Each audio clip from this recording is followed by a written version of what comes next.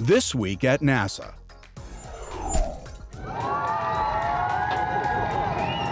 The next 3 humans in space are now at their launch site in Kazakhstan after finishing their final training and pre-launch activities outside Moscow.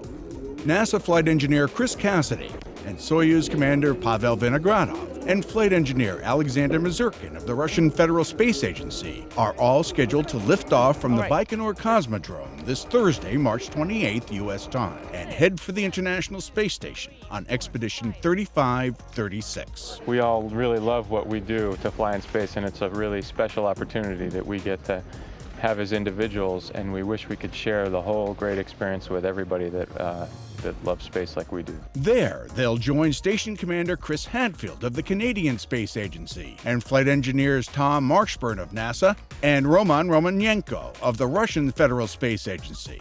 Some 150 scientific and research experiments are being conducted in the world's only laboratory in microgravity to benefit our lives here on Earth. This is not an American issue.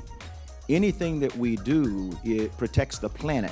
Administrator Charles Bolden told a House hearing on Capitol Hill that NASA is working to better identify and track meteors and asteroids that pose a potential threat to Earth. Appearing with Bolden were White House Science Advisor John Holdren and General William Shelton, commander of the U.S. Air Force Space Command. Consistent with NASA's role as established by Congress and prescribed in the President's National Space Policy, NASA has taken a leadership role to pursue capabilities to detect, track, and characterize near-Earth objects to reduce the risk of harm to humans from an unexpected impact on our planet. The hearing comes following the passage of Earth by several asteroids. The closest, 2012 DA-14, passed just 17,000 miles from our planet on February 15th. It was preceded that same day by the surprise explosion of a meteor over Russia. NASA Deputy Administrator Lori Garver was among the honored guests of the Italian Embassy in Washington, D.C., as representatives of Italy and the United States signed an agreement extending the two nations' 50 years of cooperation in space. Garver spoke about the many Italian Space Agency contributions to NASA missions, including Cassini and the Alpha Magnetic Spectrometer aboard the International Space Station. Throughout the 50-year partnership, NASA has signed nearly 200 agreements with various space and aeronautics organizations in Italy. I guess it shouldn't be at all surprising that the people who brought us the Renaissance are also bringing us these remarkable discoveries in space. 50 years of exploring space with you has brought us a tremendous amount, but we really continue to look forward to that next Renaissance in space exploration. Garver also highlighted the contributions of Italy's 5 flown astronauts, as well as Samantha Cristoforetti, scheduled to become the first Italian woman astronaut on Expedition 4243.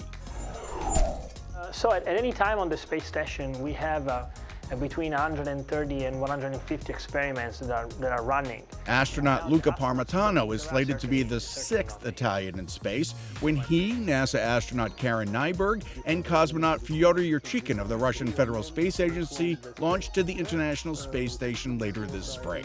The 3 members of the Expedition 3637 crew were at the Johnson Space Center to preview their mission and its focus on scientific research aboard the space station. We've seen a lot of astronauts come back with blurred eyesight. They're doing a new study now to really look deep into that.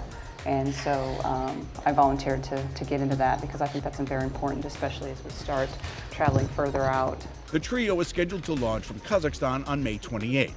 When they arrive at the station, Nyberg, Parmitano, and Yurchikhin will join NASA astronaut Chris Cassidy and Russian cosmonauts Pavel Vinogradov and Alexander Mazurkin on board the world's only laboratory in microgravity. Meanwhile, NASA astronauts Suni Williams and Aki Hoshide of the Japan Aerospace Exploration Agency, both of whom spent 125 days aboard the station on Expedition 3233, made several appearances in the national capital region to share their extraordinary spaceflight experiences. During a visit to Goddard Space Flight Center, the pair met with Senate Director Chris Scalise and Senate Appropriations Committee Chairwoman Barbara Mikulski.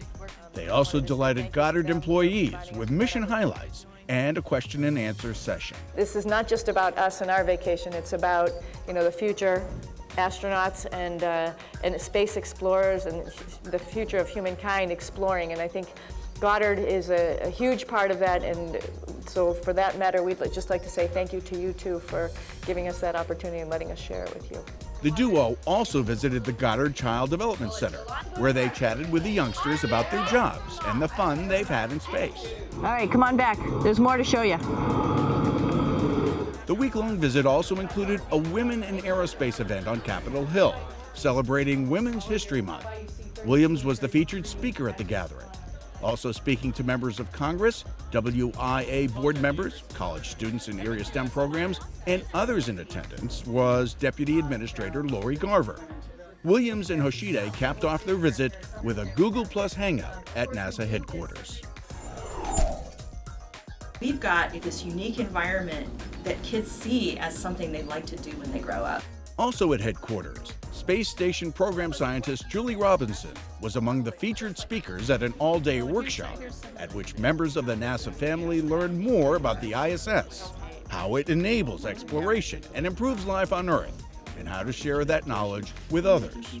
Like it has done previously at NASA centers, ISS Research 101 highlighted significant accomplishments of the orbiting laboratory and the benefits of research and technology development underway on the ISS. The Plonked space mission has released the most accurate and detailed map ever made of the oldest light in the universe, revealing new information about its age, contents, and origins.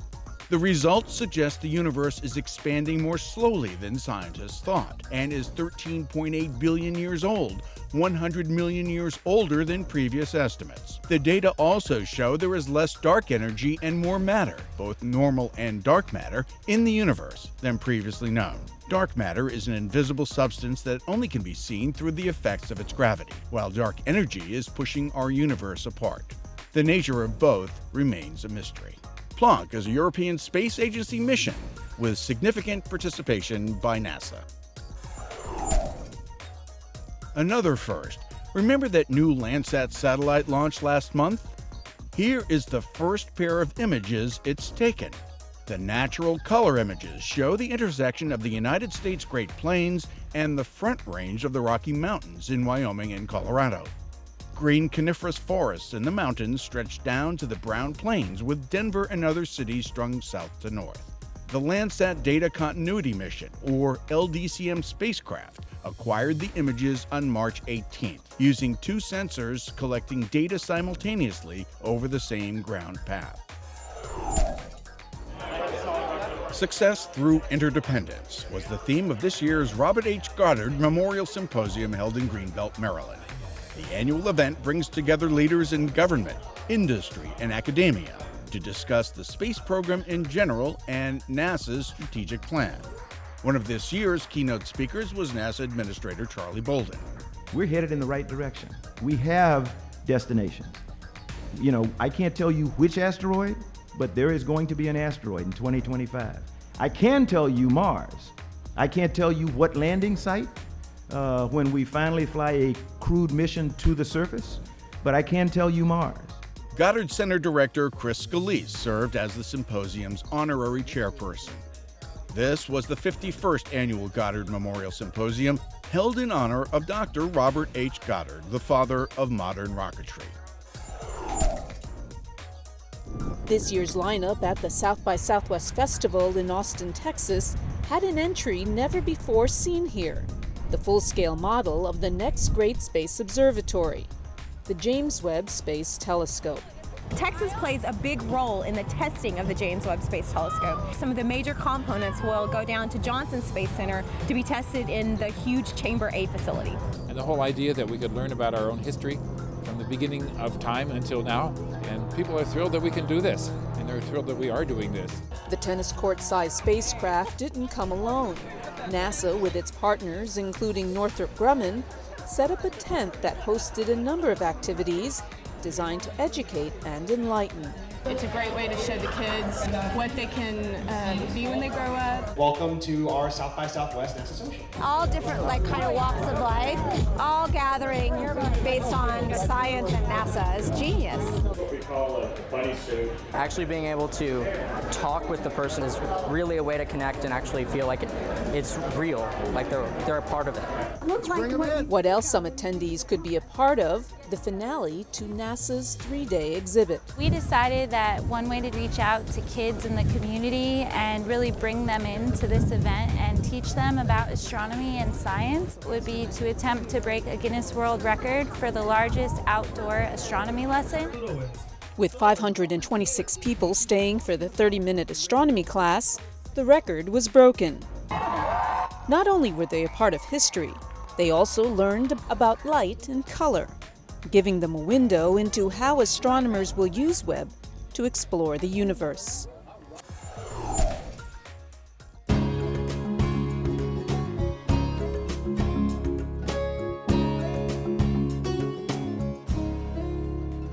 My name is Barbara Janoko, and I'm a project manager for NASA's analog missions. An analog is an environment that is similar to spaceflight, has similar characteristics, whether it be environment or terrain. We conduct these missions in the field or simulations here on site at NASA to simulate operations for exploration missions. No matter what the destination is that NASA goes to explore, we can use the analog missions to get there. We test out the operations concepts and hardware that would go to space. We learn our lessons early in the design before the hardware gets too far along in its development, and so we save costs later on. The past 2 years we have done an asteroid mission study, which included both undersea missions as well as simulations here on site. I started off as a cooperative education student and got a lot of different experiences both in mission operations as well as engineering, and started off my career with NASA in the spacesuit and extravehicular activity tools group. My job is really exciting. The team, including the astronauts and all of the engineers, are great. Everybody comes from a different discipline. We have folks with operations experience and engineering experience, and we all work together to train the astronauts to conduct realistic missions. My advice would be to do what you love. Study what you enjoy, and if you love your job, then it's not a job. You enjoy going there every day, and it's not a chore. So just have fun. The Stennis Space Center hosted a day-long Women's History Month event for high school girls in Mississippi and Louisiana to foster a discussion about pursuing educational opportunities in science, technology, engineering, and math.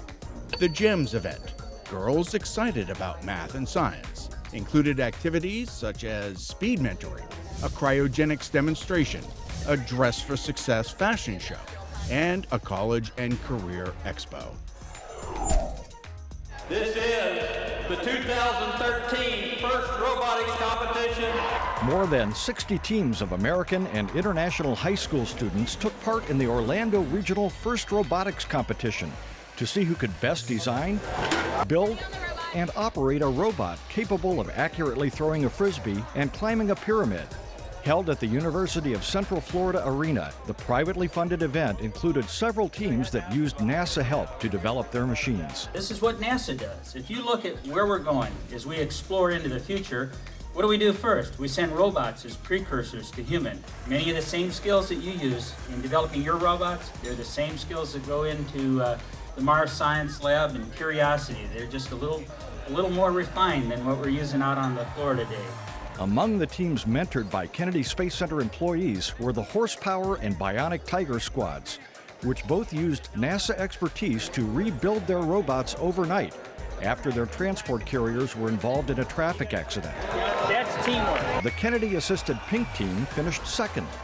The competition continues in St. Louis, where the regional finishers will compete for the national title next month. NASA celebrates 2 anniversaries this week. 48 years ago, on March 23, 1965, the first Man Gemini mission was launched from Cape Canaveral's Complex 19, piloted by astronauts Virgil Gus Grissom and John Young. The 3-orbit Gemini 3 mission tested spacecraft and launch vehicle systems for future long-duration flights, how the capsule could be maneuvered in orbit, then controlled for re-entry and landing. The Gemini program helped set the stage for NASA's moon landings. And 21 years ago, on March 24, 1992, Space Shuttle Atlantis launched from the Kennedy Space Center on STS-45. The 9-day mission brought to orbit a variety of instruments for conducting scientific research, including atmospheric chemistry, solar radiation, space plasma physics, and ultraviolet astronomy. The 7-member crew was commanded by none other than future NASA Administrator Charlie Bolden. And that's This Week at NASA. For more on these and other stories, or to follow us on YouTube, Ustream, and other social media, log on to www.nasa.gov.